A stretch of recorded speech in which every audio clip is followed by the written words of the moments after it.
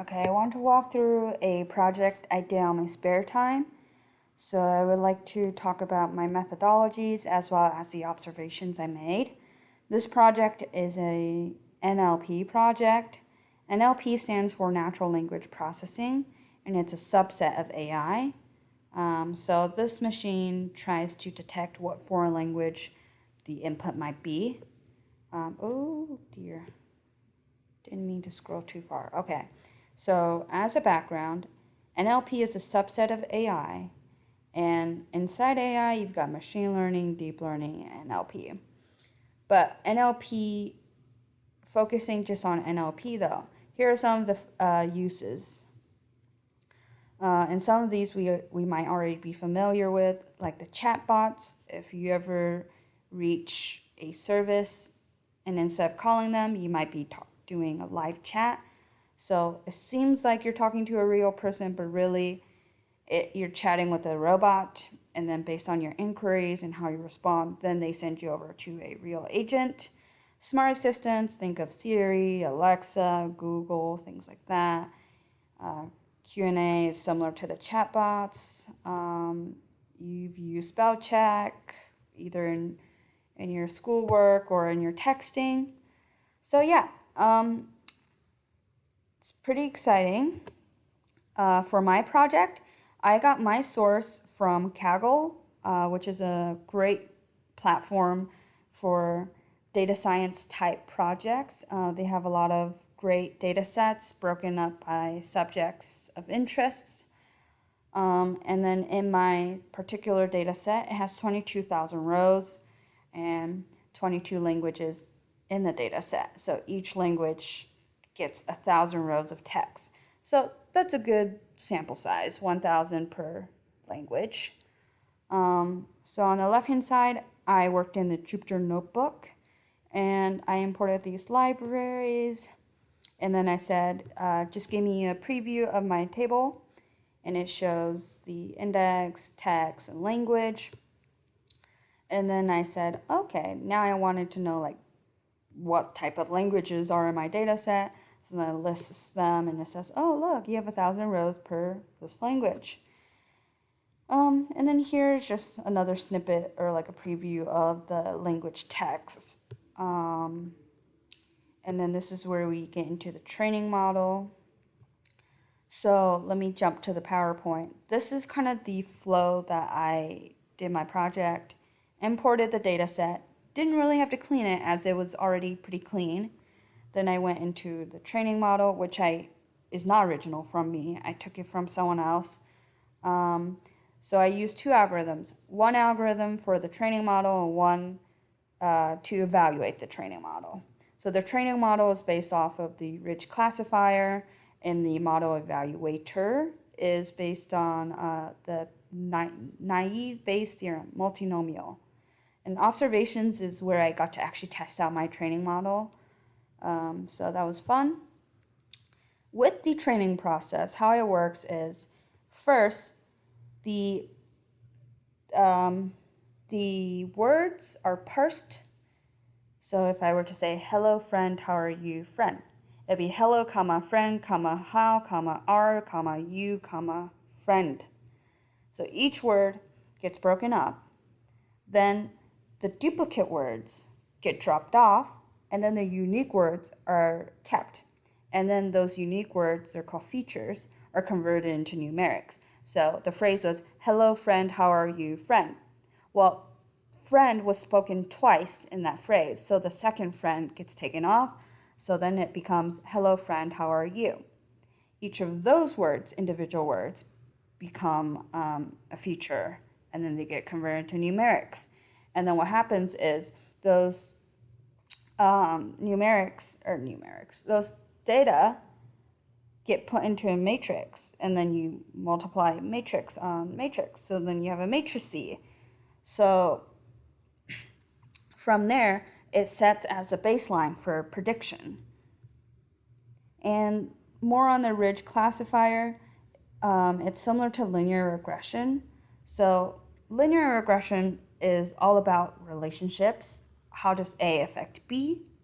And the strength of that relationship. So the best fit of line is a generalization of what it thinks the IV is in relationship to the DV. So, for example, it rained today, so I used an umbrella.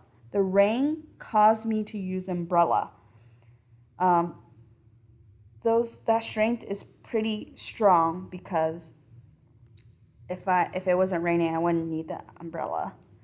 So yeah, so it's that kind of a logic that X leads to Y. And then that best fit of line is saying we can generalize based on where that line's drawn. I mean, there could be other reasons I use an umbrella. I wanted to protect myself from the sun. Or let's say maybe I didn't want to see others. I was antisocial, so I use an umbrella as, I don't know, like a masking mechanism. But we see that rain has a stronger relationship with the umbrella. I don't know if that makes sense. Anyways, and then how the relationship is, how we can tell how strong the relationship is based on the coefficients. And that's based on the p-values. So in statistics, the p-values will tell you how many twinkle twinkle little stars follow the relationship. So if the p-value is less than 0.001, then that means it's very, very likely that rain caused umbrella. Like we can almost 100% say definitively that rain caused me to use an umbrella. And then 0.05 is statistically significant, 0.05 or less, meaning, yeah, there's high likelihood, but we cannot say that's absolute. So maybe I wanted to use the umbrella because the sun was out and I didn't have a sunscreen, so then it becomes sunbrella. Okay, that's pretty strong relationship. Or you have something where it's greater than 0.05, then in that case, we just might say, oh, it's a coincidence, but it's not strong enough to make that generalization, such as I wanted to block my face from others, so I'm using this umbrella as my masking mechanism.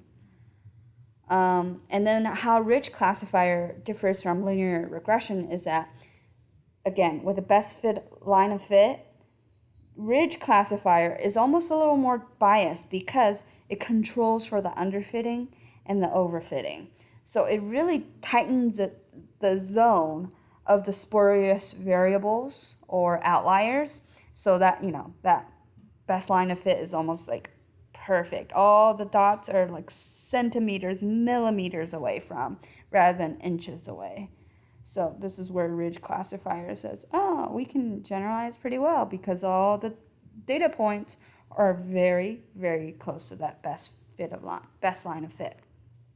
And how it does that is it applies the LT regularization to make the weights nearly zero, but not to zero. So yeah, think of it as a bandwidth just being narrower with ridge classifier. And then to evaluate our model, we use multinomial naive Bayes classifier, which is just based off of the Bayes theorem. And all this is saying is, hey, how likely is it that I'm going to recognize this input? So you know how, like, for us, we can make generalizations on a new input based on the old inputs we have. So let's say I live near the beach and I am very familiar with the ocean, water sports, whatever. And then if I were dropped somewhere else in a different terrain, maybe winter and snow, well, they're two different things, but I can use my knowledge from living near the ocean and water sports to extrapolate on this new experience, if that makes sense. Or let's use something else. I'm driving down this highway, and I'm very familiar with it. I drive it every day, let's say from work to back home, but then I got to take a scenic route. Well, because I've driven on this highway before, I can assume that a new highway probably is structured the same way in terms of procedures and patterns. So that's basically what this is. Now, if let's say something was a new input was new to us, but it is nowhere near the type of information I have worked with, then that's called naive.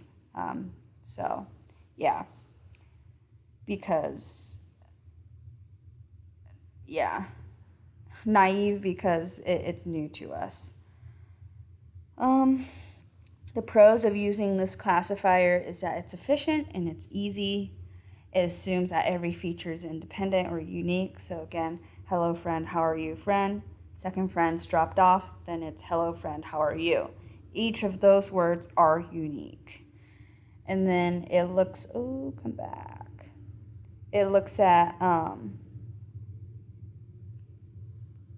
the likelihood that the input is going to match something that already exists in its own knowledge or its own database or its own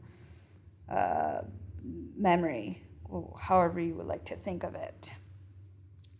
And then let me go back to the left side here.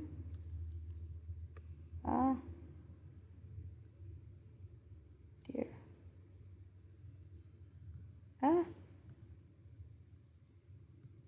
Okay. So this is a model. It does its transformation of text to numericals, does matrix times matrix, becomes matrices. So this stage is really more like linear algebra. And then here I evaluated my model, which mine was 96.5%, and I think that's a pretty good model. And this was more fun. This is the observation stage. I was able to put in a blob of text from this website, lingua.com, which has like texts for people to practice their language comprehension. And it said the language prediction is Swedish. And then here I took another like European language from the same website, and it said it was Turkish. And then here I took it from UN, so it's Arabic. This is from UN again. And then this is from the actual like France government website. And this is from Kakao Talk, which is like the texting app in Korea, and I just grabbed the headlines from, the corporate website, and it was just talking about the new features or whatever. So yeah, based on my observations, the model was very accurate. Yeah, so that was this project. It was very fun.